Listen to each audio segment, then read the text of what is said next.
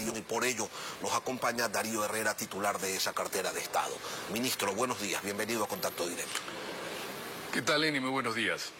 La FENOCIN reclama que no se ha entregado la estructura de costos unitarios y consolidados de la producción nacional de combustibles, así como el monto anual del subsidio.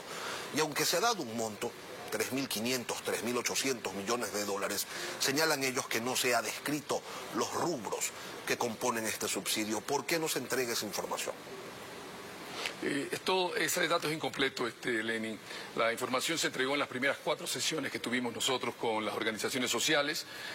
Se hizo un detalle absoluto de la estructura de estos costos, pero además de eso, la semana pasada se tuvo una reunión de aproximadamente 11 horas entre los representantes de las organizaciones sociales con técnicos de Petroecuador, donde se analizó rubro a rubro la estructura de costo de los combustibles y de cómo se genera este subsidio que en este año superará los 3.800 millones de dólares.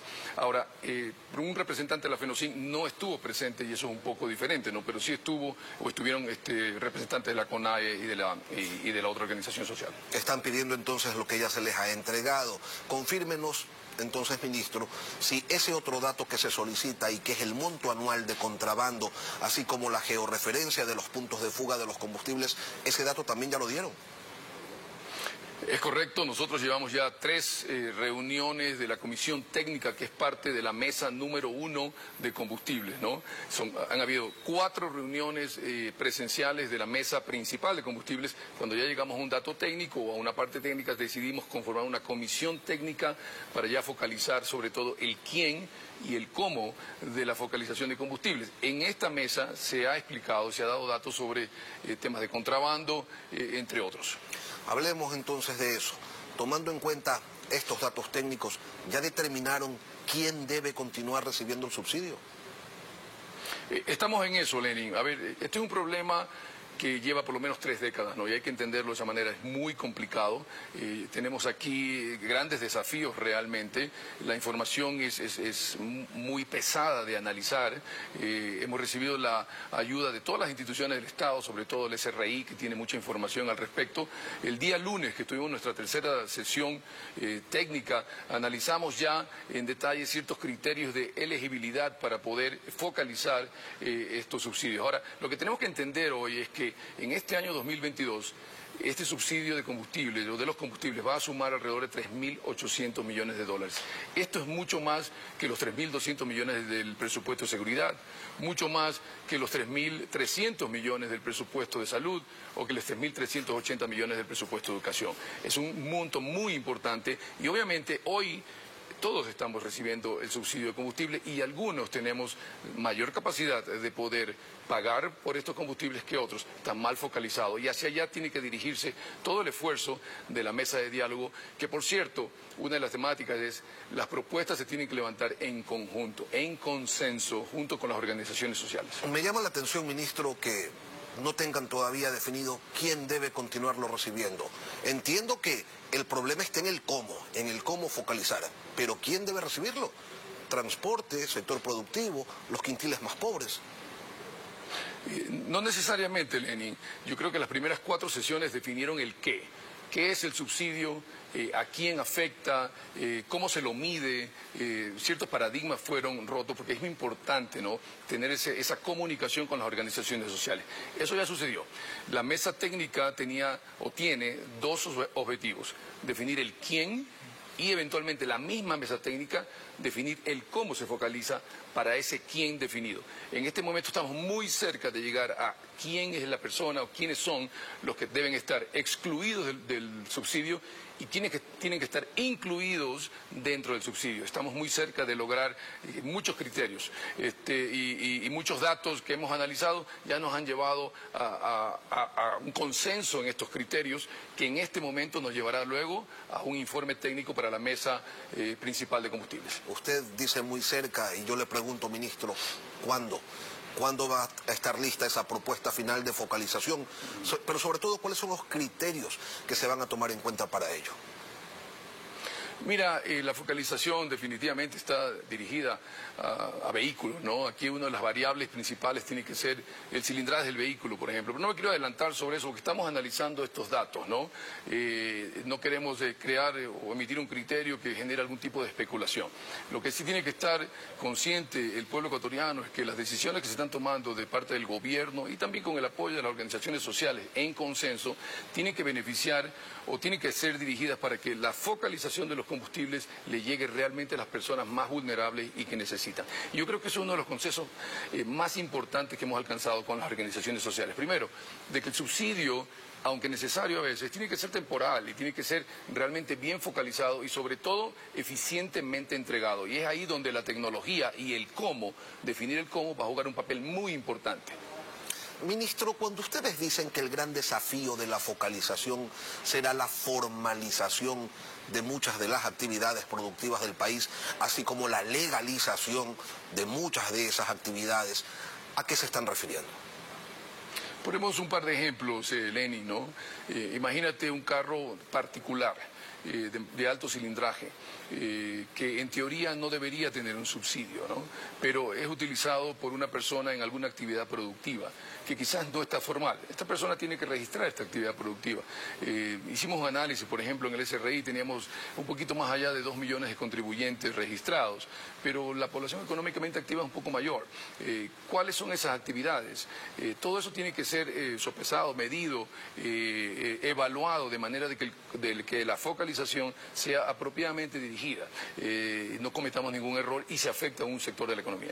Aquí hay que dejar algo en claro, y es que no se trata de focalizar el subsidio para que el Estado ahorre recursos, lo que se busca es liberar ese dinero que se destina al subsidio para que sea redireccionado al gasto social.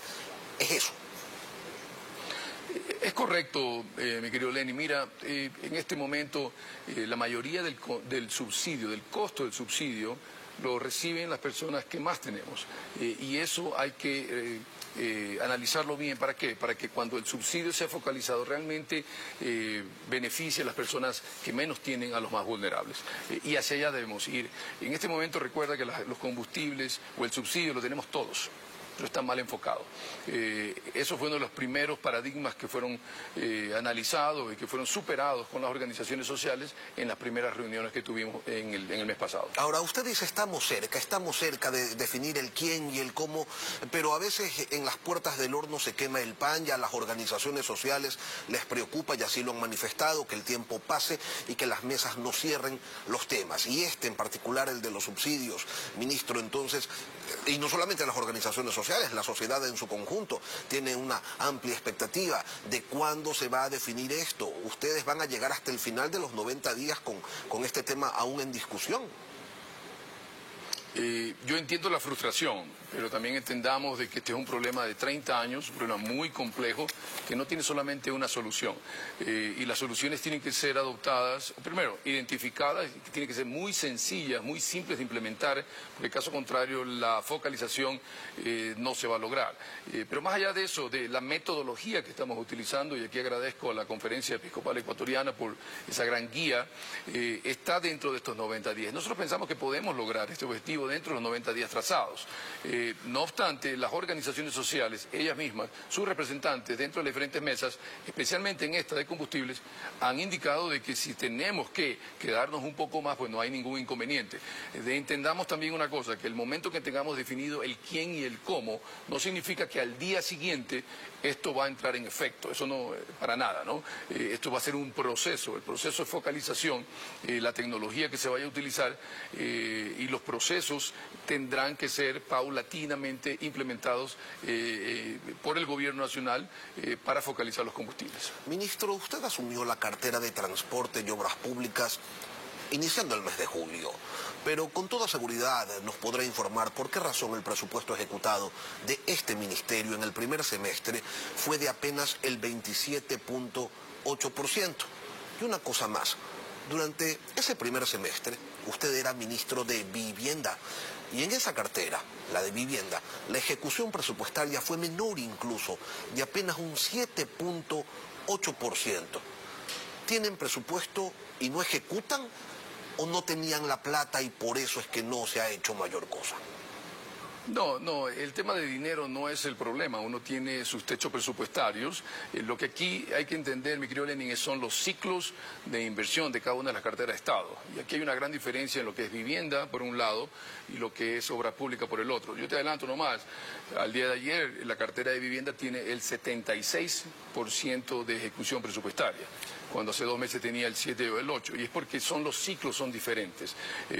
Gran parte del trabajo en la cartera de vivienda tiene que ver con la calificación de beneficiarios, con la creación de planes, con por ejemplo, el decreto ejecutivo que fue firmado en el mes de mayo, que regula los incentivos de vivienda para poder hacer estos planes. El momento en que vivienda ejecuta de una sola, es decir, ya ahora tiene el 76% a mitad de año. Esto no es lineal, no se puede decir que si yo tengo 120 millones de dólares de presupuesto en un año, significa que en el mes de enero me voy a consumir 10 millones de dólares. No, aquí no es una carrera por gastar dinero de manera desenfrenada, no, esto es una carrera por invertir dinero de manera con calidad para beneficio de los ecuatorianos. En el caso de obras públicas, ciertamente al 15 de julio teníamos nosotros un 27% de ejecución presupuestaria, es decir, dineros devengados, es decir, en bolsillo de los contratistas en obra pública, pero eso no significa que existía una gran cantidad de dinero comprometido en contratos.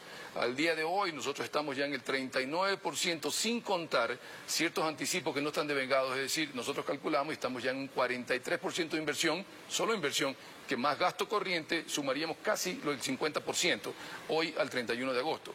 Entonces, nuevamente, no es lineal porque los proyectos van saliendo y se van ejecutando y tienen su dinámica. De los 363 millones de dólares que tenemos de techo presupuestario en obras públicas para este año, tenemos todos los 90 proyectos catalogados con flujos de caja mes a mes para ser ejecutados de aquí hasta el día 15 de diciembre de este año. Lo que preocupa a la ciudadanía, ministro, y usted lo sabe, es que año tras año observamos cómo en no pocos ministerios, y esto ha ocurrido en gobiernos pasados, llegamos a diciembre con ejecuciones presupuestarias que a veces no sobrepasan el 70%. Entonces, sí ocurre esto de que tienen que devolver el dinero que les fue presupuestado y la gente se queda con la expectativa de que se desarrollen obras que fueron ofrecidas y que finalmente no se ejecutan. ¿Usted nos puede garantizar que eso en esta cartera, en la de obras públicas, no va a ocurrir? Los primeros 30 días hice una revisión del trabajo del ministro Marcelo Cabrera, quien había adelantado muchísima información y muchísimos proyectos sobre la mesa, pero tuvimos que hacer una priorización y escoger los proyectos sobre los cuales realmente van a existir desembolsos que tienen una cierta prioridad dentro de las necesidades del país, es decir, priorizar ciertas obras que generen dinero en la economía y en la reactivación económica de cada una de las provincias. Por ejemplo, te voy a dar un ejemplo ahí. Las microempresas que mantienen o hacen mantenimiento preventivo de las vías. Nosotros tenemos 239 microempresas, alrededor de 3.000 personas trabajando en mantenimiento y reparación vial y sobre todo preventiva. Limpian las cunetas, limpian las alcantarillas, limpian por donde el agua corre. Tienes que tomar en cuenta, un enemigo número 1 de las vías es el agua. Y tú tienes que tratar de encauzar esta agua, ¿para qué? Para que no cause daños mayores en la vía.